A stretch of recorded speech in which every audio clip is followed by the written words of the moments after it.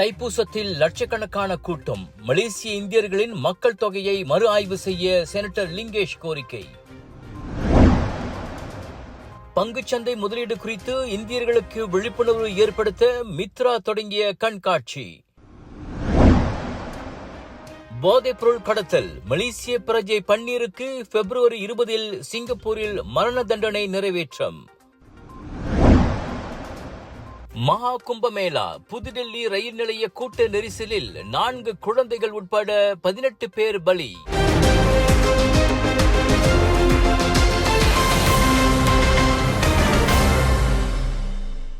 மலேசிய இந்தியர்களின் அதிகாரப்பூர்வ மக்கள் தொகையை அரசாங்கம் மறு ஆய்வு செய்ய வேண்டும் என மேலவை உறுப்பினர் செனட்டர் டாக்டர் லிங்கேஸ்வரன் கேட்டுக் கொண்டுள்ளார்.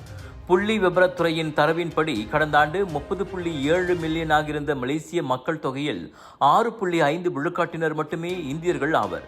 அதாவது சுமார் 2 மில்லியன் பேர். ஆனால் அண்மைய தைப்பூச கொண்டாட்டங்களில் வரலாறு காணாத அளவுக்கு திரண்ட பக்தர்கள் மற்றும் பொதுமக்களை பார்க்கும்போது அந்த புள்ளி விவரத்தின் துல்லியம் சந்தேகத்தை எழுப்புகிறது. தைப்பூசத்திற்கு பத்துமலையில் மட்டுமே சுமார் 1.5 மில்லியன் பேர் திரண்டதாக கூறப்படுகிறது. பினாங்கு தண்ணீர் மலை, ஈப்போ கல்லுமலை, கிடா சுங்கைப்பட்டாணி உள்ளிட்ட மற்ற முக்கிய முருகன் திருத்தலங்களிலும் கூட்டம் அலைமோதியது. ஆக இந்தியர்களின் மக்கள் தொகை நிச்சயம் 6.5 விழுக்காட்டை விட அதிகமாகவே இருக்கும் என சமூக ஊடகங்களிலும் பரவலாக பேசப்பட்டு வருகிறது. இவ்வேளையில் பொது சேவை துறையில் குறிப்பாக போலீஸ் மற்றும் ராணுவ வேலைக்கு மேலும் அதிகமான இந்தியர்களை சேர்க்குமாறு டாக்டர் லிங்கேஸ்வரன் உள்துறை அமைச்சை வலியுறுத்தினார். 1 மில்லியனுக்கும் மேற்பட்ட அரசு ஊழியர்களில் 4.1 விழுக்காட்டினர் மட்டுமே இந்தியர்கள் என்பது மிகவும் குறைவாகும்.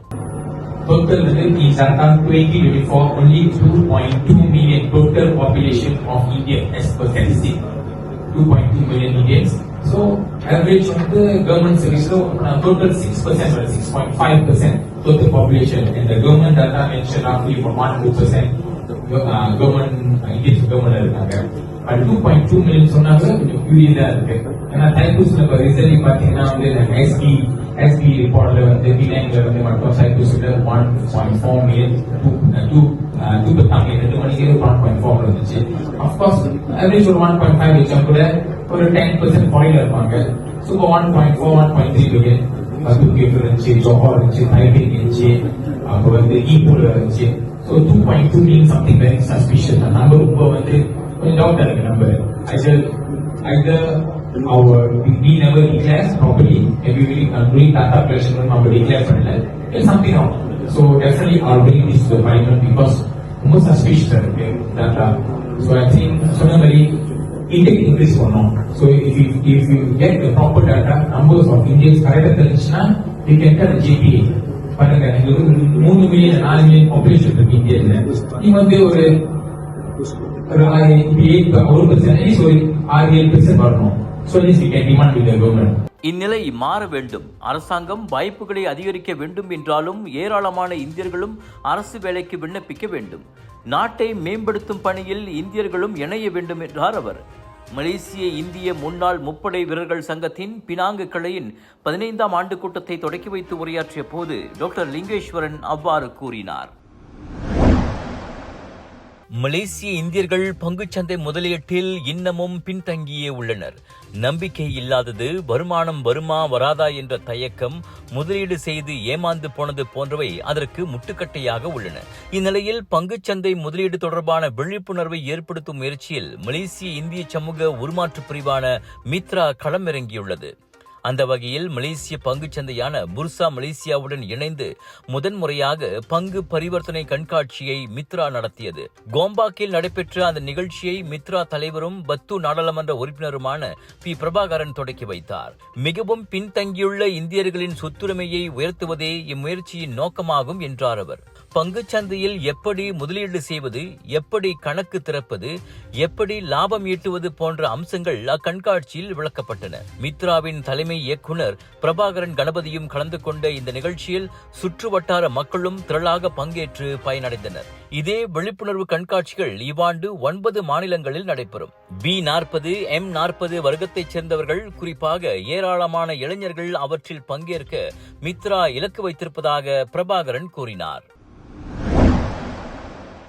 மியன்மாரில் வேலைவாய்ப்பு மோசடி கும்பலிடமிருந்து மீட்கப்பட்ட 15 மலேசியர்களுக்கு தேவையான தூதரக உதவிகளை வழங்குவதற்காக பாங்காக்கில் உள்ள மலேசிய தூதரகம் இன்று தூதரக சந்திப்பு ஒன்றை மேற்கொள்ள உள்ளது. மர்வான் முஸ்தாபா கமால் எனும் தூதரக அதிகாரி அந்த பொறுப்பை ஏற்றுள்ளார். அந்த 15 பேரையும் தாயகம் கொண்டு வருவதற்கான பேச்சுவார்த்தையில் மர்வான் ஈடுபடுவார் என தெரிவிக்கப்பட்டது. மியான்மரிலிருந்து தாய்லாந்துக்கு புதன்கிழமை நாடு கடத்தப்பட்ட 261 பேரில் இந்த 15 மலேசியர்களும் அடங்குவர். 21 முதல் 68 வயதிலான அவர்களில் 3 பெண்களாவர். வட தாய்லாந்தில் ராணுவ முகாம் ஒன்றில் தங்க வைக்கப்பட்டுள்ள அவர்கள் அனைவரும் பாதுகாப்பாக உள்ளனர். மனித கடத்தல் நடவடிக்கைகளுக்கு பெயர் போன 2 எல்லை நகரங்களிலிருந்து பாதிக்கப்பட்டவர்களை முன்னதாக மியான்மர் அதிகாரிகள் மீட்டனர். உங்கள் சிறந்த ஆரோக்கியத்திற்கு அளவான எண்ணெயுடன் சிறந்த முறையில் தயாரிக்கப்பட்ட சைவம் அசைவத்திற்கும் பொருந்தும் சூப்பர் ஊறுகாய், பச்சை கொடி சிவப்பு மீன் சின்னம் கொண்ட ஸ்ரீ மீனாட்சி ஊறுகாய்.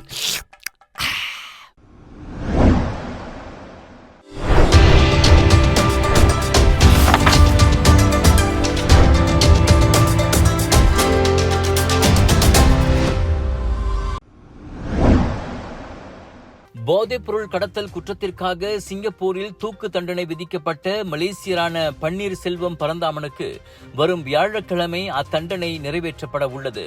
38 வயது பன்னீர் இன்னும் 4 நாட்களில் தூக்கிலிடப்படவிருப்பதாக சிங்கப்பூர் சிறைச்சாலை சேவைத்துறை அவரின் சகோதரிக்கு கடிதம் அனுப்பியுள்ளது. பன்னீரின் முன்னாள் வழக்கறிஞர் ரவி தனது பேஸ்புக் பக்கத்தில் அந்த தகவலை பகிர்ந்துள்ளார்.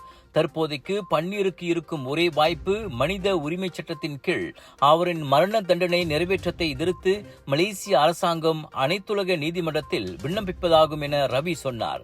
2014 செப்டம்பர் 3ஆம் தேதி வூட்லண்ட் சோதனை சாவடியில் 51.84 கிராம் எடையிலான டயமோர்பின் வகை போதைப் பொருளை கடத்திய வழக்கில் 2017ஆம் ஆண்டு ஜூன் 27ஆம் தேதி பன்னீர் குற்றவாளி என தீர்ப்பளிக்கப்பட்டார். இதையடுத்து அவருக்கு கட்டாய மரண தண்டனை விதிக்கப்பட்டது. 2019 மே மாதமே அவர் தூக்கிலிடப்பட்டவிருந்தார். ஆனால் தனது பொது மன்னிப்பு கோரிக்கையை அப்போதைய சிங்கப்பூர் அதிபர் நிராகரித்ததை எதிர்த்து மேல்முறையீடு செய்ய அந்நாட்டு மேல்முறையீட்டு நீதிமன்றம் பன்னீருக்கு வாய்ப்பு வழங்கி மரண தண்டனை நிறைவேற்றத்தை ஒத்திவைத்தது குறிப்பிடத்தக்கது. மைகாப்ஸ் எனப்படும் அனைத்துலக எல்லையோர் தன்னார்வலர் திட்டத்தின் கீழ் சரவாக் மீரியில் மிசி பொர்னியோ முன்னெடுப்பு தொடங்கியுள்ளது. அங்கு வசதி குறைந்த குறிப்பாக பெண்ணான் பூர்வ குடியினரின் வாழ்க்கை சூழல் முறையான கழிப்பிட வசதி கூட இல்லாத அளவுக்கு மோசமான நிலையில் உள்ளது.